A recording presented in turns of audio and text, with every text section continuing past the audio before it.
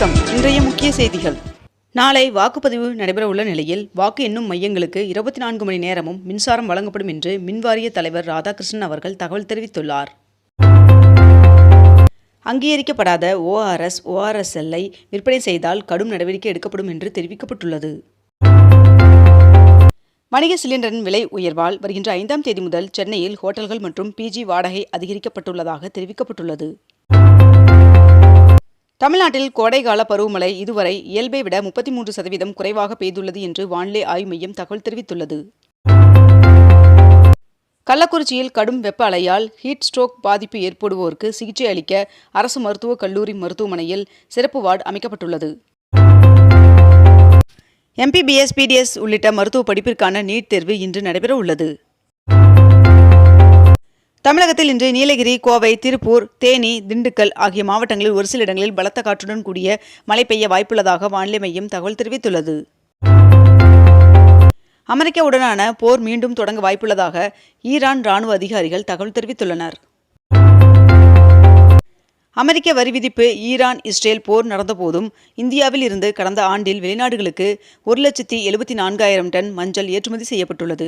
இது கடந்த ஆண்டை விட 5% அதிகரித்துள்ளதாக தெரிவிக்கப்பட்டுள்ளது.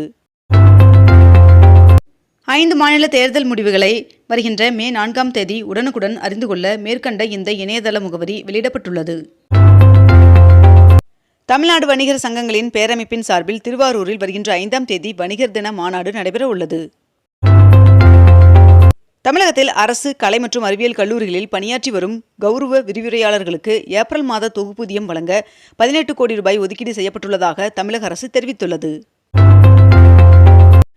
உறுதி அளிக்கப்பட்ட ஓய்வூதிய திட்டத்தை அமல்படுத்தும் வகையில் தேவையான விதிகளை வகுத்து அறிவிக்க கோரிய மனுவிற்கு 8 வாரங்களுக்குள் பதிலளிக்குமாறு தமிழ்நாடு அரசிற்கு சென்னை உயர்நீதிமன்றம் உத்தரவிட்டுள்ளது. சென்னையில் ராணிமேரி கல்லூரி, லயோலா கல்லூரி மற்றும் அண்ணா பல்கலைக்கழகம் ஆகிய 3 வாக்கு எண்ணிக்கை மையங்களில் 4 அடுக்கு பாதுகாப்பு வழங்கப்பட்டுள்ளது. மூணாறில் உள்ள இரவுகுளம் தேசிய பூங்காவில் நடந்த கணக்கெடுப்பில் புதிதாக 100 வரையாடுகள் பிறந்துள்ளதாக தெரிவிக்கப்பட்டுள்ளது. 2026ஆம் ஆண்டிற்கான மகளிர் T20 உலகக்கோப்பைக்கான இந்திய அணி அறிவிக்கப்பட்டுள்ளது. சென்னையில் கடந்த ஏப்ரல் மாதத்தில் மட்டும் 90,18,000 பயணிகள் சென்னை மெட்ரோ ரயிலில் பயணம் செய்துள்ளனர் என்று தெரிவிக்கப்பட்டுள்ளது. கடந்த 1956ஆம் ஆண்டு மே 1ஆம் தேதி நிறுவப்பட்ட அமலாக்கத்துறையானது டெல்லியில் 70வது ஆண்டு விழாவை நேற்று கொண்டாடியது. வாக்கு எண்ணிக்கை வருகின்ற திங்கட்கிழமை நடைபெறுவதை முன்னிட்டு தமிழகம் முழுவதும் பாதுகாப்பு பணி தீவிரப்படுத்தப்பட்டுள்ளது. கடந்த 2018-19ஆம் ஆண்டின் தங்க பத்திரங்களுக்கான ஒரு யூனிட்டின் இறுதி மீட்பு விலையாக 14,901 ரூபாய் கிடைக்கும் என்று அறிவிக்கப்பட்டுள்ளது. இதன் மூலம் இந்த தங்க பத்திரங்களை வைத்திருக்கும் முதலீட்டாளர்கள் 386% வரை லாபம் பெறுவார்கள் என்றும் தெரிவிக்கப்பட்டுள்ளது. மத்திய பிரதேசத்தில் ஆராய்ச்சியின் போது சிவலிங்கம் கண்டெடுக்கப்பட்டுள்ளது. 22 கேரட் ஆபண தங்கத்தின் விலை சவரனுக்கு 640 ரூபாய் அதிகரித்து ஒரு சவரன் 1,12,000 ரூபாயாகவும் 1 கிராம் 14,000 ரூபாய்க்கும் விற்பனை செய்யப்பட்டு வருகிறது. இதனைத் தொடர்ந்து 1 கிராம் வெள்ளியின் விலை கிராமிற்கு 5 ரூபாய் அதிகரித்து 1 கிராம் வெள்ளி 270 ரூபாய்க்கு விற்பனை செய்யப்பட்டு வருகிறது.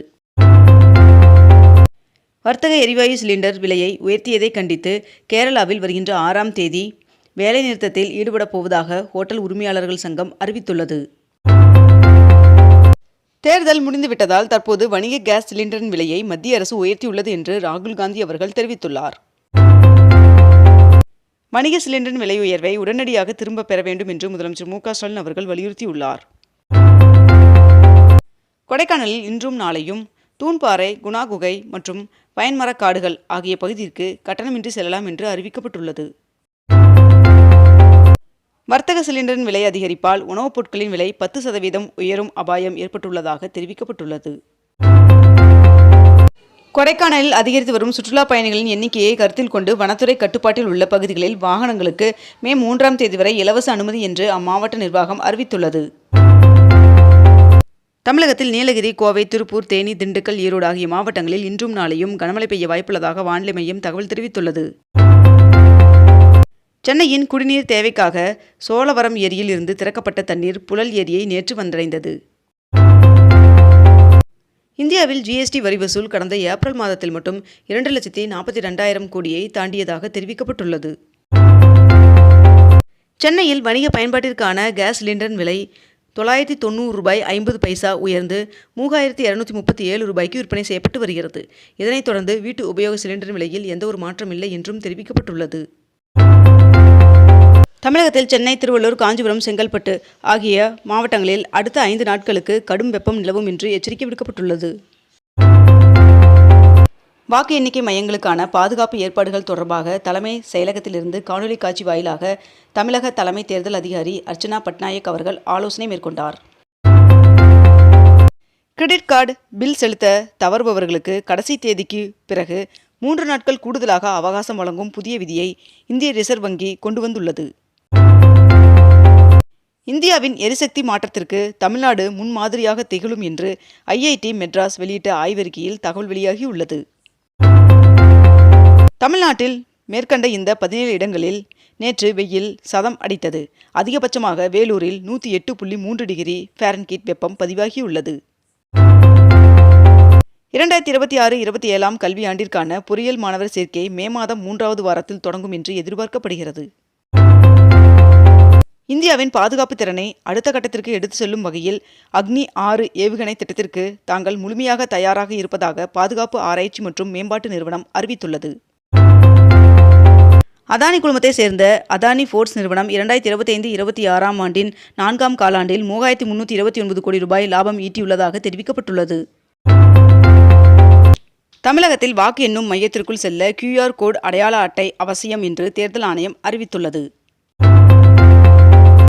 தமிழகத்தில் வெயிலின் தாக்கம் அதிகரித்ததன் காரணமாக தற்போது வரை தமிழகத்தில் சுமார் 1351 ஏரிகள் முற்றிலும் வறண்டுள்ளது என்று தெரிவிக்கப்பட்டுள்ளது. 2025-26 4ஆம் காலாண்டில் இந்தியன் வங்கி 3103 கோடி ரூபாய் நிகர லாபம் ஈட்டியுள்ளதாக அறிவித்துள்ளது. இன்று முதல் பழைய மெட்ரோ கார்டுகள் செல்லாது என்று மெட்ரோ நிர்வாகம் அறிவித்துள்ளது. இன்று முதல் சிங்கார சென்னை அட்டை முழுமையாக நடைமுறைக்கு வருகிறது. மேலும் பழைய கார்டில் உள்ள இருப்பு தொகையை புதிய கார்டில் மாற்றிக்கொள்ளலாம் என்றும் மெட்ரோ நிர்வாகம் தெரிவித்துள்ளது. பழனி முருகன் சுவாமி கோவிலில் உண்டியல் காணிக்கையாக 7,19 லட்சம் ரூபாய் கிடைக்கப்பெற்றுள்ளதாக தகவல் வெளியாகியுள்ளது. உத்தரப்பிரதேசத்தின் கங்கா விரைவுச்சாலையை பிரதமர் நரேந்திர மோடி அவர்கள் திறந்து வைத்தார். வெயில் தாக்கம் அதிகரிப்பதால் நெடுஞ்சாலைகளில் மதியம் 12 மணி முதல் 4 மணி வரை நெடுஞ்சாலை பணிகளுக்கு தடை விதிக்கப்பட்டுள்ளது. தமிழ்நாட்டிற்கு மே மாதம் 2.5 DMC தண்ணீர் திறக்க கர்நாடகாவிற்கு காவிரி மேலாண்மை ஆணையம் உத்தரவிட்டுள்ளது. இத்துடன் இன்றைய தலைப்புச் செய்திகள் நிறைவடைகின்றன. மேலும் இதுபோன்ற அண்மை தகவல்களை உடனுக்குடன் தெரிந்து கொள்ள அக்னிபூ சேனலை சப்ஸ்கிரைப் செய்து கொண்டு தொடர்ந்து இணைந்திருங்கள். நன்றி, வணக்கம்.